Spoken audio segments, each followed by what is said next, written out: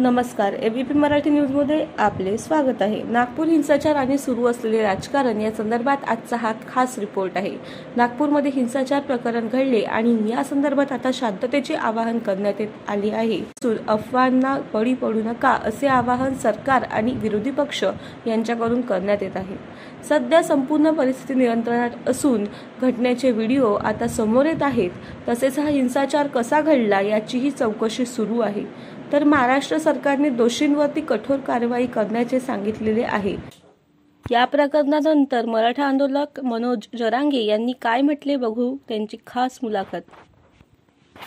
घडत नव्हतं कुठंच राज्यात, मग स्वतःच्या घरातच करून घेतलं। स्वतःच त्याचंच घर आहे ना नागपूरमध्ये। नाही लोकांना गरज नाही आता, कारण त्याला कापलं जाग्यावरच। त्याला सुट्टी नाही औरंग्याला। कारण जरी आमच्या छत्रपती संभाजीराजे साहेबांचे तुकडे तुकडे गेले, संताजी धनाजींनी इथंच गाडलं त्याला। हो, सुट्टी नाही इथं माप नाही चुकीला। आणि इथल्या मुस्लिमांना त्याचं प्रेम असण्याची काही गरज नाही, नसणार बी नाही, काय गरज नाही। त्यांच्या पैगंबर देव आहे त्याबद्दल ठीक आहे, त्यांना असणं गरजेचं आहे, त्याचा धर्माचा त्याला गर्व असला पाहिजे। पण इकडं कुठंच घडत नाही, मग त्याच्या तिकडेच घडले। त्याला वाटलं राज्यात राहतो झालं सुरू।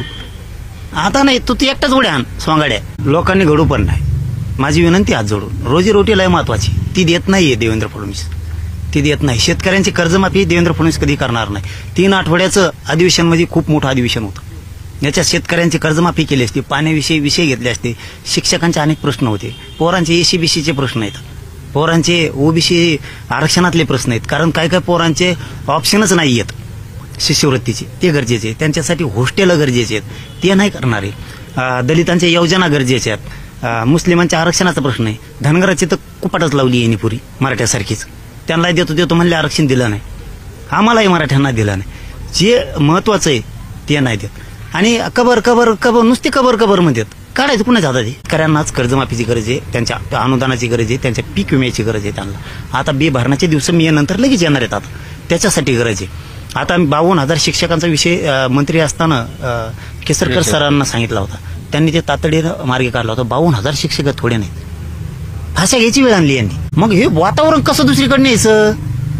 यांना एवढा राग आहे ना त्या कबरीचा, त्याचा ते नागपूरलाच होतं ना, ते खरमाटकर कोरट ते गचपाने पायदास कस काय पळून गेली तिथून? तुम्हाला राग होता, टंगडे धरून कम नापटेला तिथंच एवढा राग येतो तुम्हाला? इतकं हिंदुत्व ज्वलंत आहे ना तुमचं, का बेगडीत नाही तर काय? सत्ता आणण्यासाठी आता महानगरपालिका, जिल्हा परिषद यासाठी तुम्ही गोरगरिबांच्या पोरं कापायला लावणार, मारामाऱ्या करायला लावणार। हेच अर्थ। कोरटकर का नाही धरला तुम्हाला? का नाही आंदोलन केले तुम्ही? ते सोलापूरचं एक होतं, ते का नाही धरलं? सोशल मीडियावरती जिजाऊंची बदनामी केली जाते, तेव्हा झोपतात का तुम्ही? तुमच्या सोयीनुसार ते बेगडी हिंदुत्वच नको आम्हाला छत्रपतीचं हिंदुत्व मान्य आहे। आणि ज्या दिवशी वेळ आहे ना त्या टायमाला बघू आम्ही काय करायचं। आम्ही खंबीर आहेत, मराठी बी आणि बाकीचे गोरगरीब ओबीसी सुद्धा। तू फसवायचं बंदच करा आता। गोरगरिबांना तेच सांगतो, सावध व्हा, आणि विशेष करून मराठ्याच्या पोरं सावध राहा। रोजी रोटीला फडणवीस आपल्याला लावतच नाहीये, आणि कोणत्या ओबीसीला लावणार नाही, कोणत्या दलिताला नाही, कोणत्या मुसलमानाला नाही, मायक्रो ओबीसीचं वाटोळं करून टाकलं भाषाने। एक दिवस माझे शब्द तुम्हाला आठवणार आहे। मला जातीवादी म्हणता तुम्ही, एक दिवस माझे शब्द आठवणार आहे की लेकराच्या रोजीरोटीशिवाय काय खरं नाही। त्याचं उदाहरण जिवंत सांगतो तुम्हाला। कबर काढा म्हणतोय देवेंद्र फडणवीस, सोंगाड्या। पोलिस कोणी लावले तिथं संरक्षणाला? देवेंद्र फडणवीसने। कशी काढायची सांगा, द्या जनतेनं उत्तर। पोलीस काढले, तुम्ही काढणार जाऊन खबर? आणि त्याला रोग आला का? येन म्हणा दांडका घेऊन देवेंद्र फडणवीसला पुढं। त्याला का रोग आला का? चालता येत नाही का त्याला? का लाखवा भरला का? वार गेलं का त्याच्यावर? त्याला जमत नाही का? दुसऱ्याला सांगतात, दुसऱ्याला मग आमदारच पोरं चाला। तुम्ही पाठीचा मारामारी टायमाला परदेशाला विमानाने गेला म्हणते तो हिंडायला तिकडं। मारामारी टायमाला तुमचे पोरं परदेशात कसं काय असतात? कारण तुमचं नाव बी येत नाही यादीत। फोन लावा त्याला, पोलिसाला त्रास द्यायला लागलेत, गरीबाच्या पोरांनी भांडणं केलेत।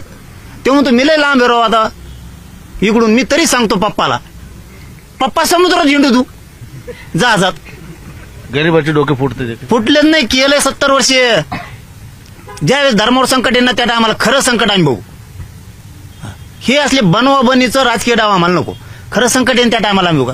50-55% आम्ही एकटेच मराठी, आम्ही सगळे जिरितो। 2,60,000 रुपये 22-23 ला कोणी दिले? 22-23 साली, आता गेल्या वर्षी मोदी सरांनीच दिले ना. त्यांचे हेडमास्तर ते हे शहासाहेब, अमित शहा. ते महाराष्ट्राचं सध्या कॅप्टन पद त्यांच्याकडे, त्यांनी दिले.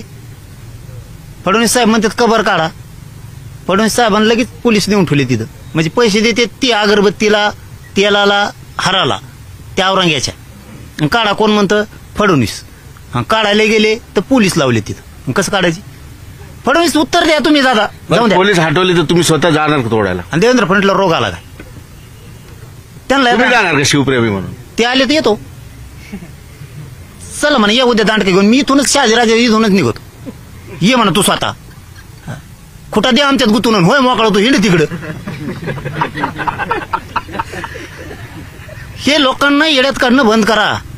ज्यावेळेस आपल्या धर्मावरती खरी अडचण येईल त्या टायमाला सगळ्यात पुढे दांडके घेऊन आपणच असणार आहे. मग ही धर्माची खरी अडचण नाहीच आहे का पण? धर्माचा काय संबंध आहे? म्हणजे कबर ईद आहे त्या औरंग्याची ईद संभाजीनगरला, आणि दंगल कुठे होती?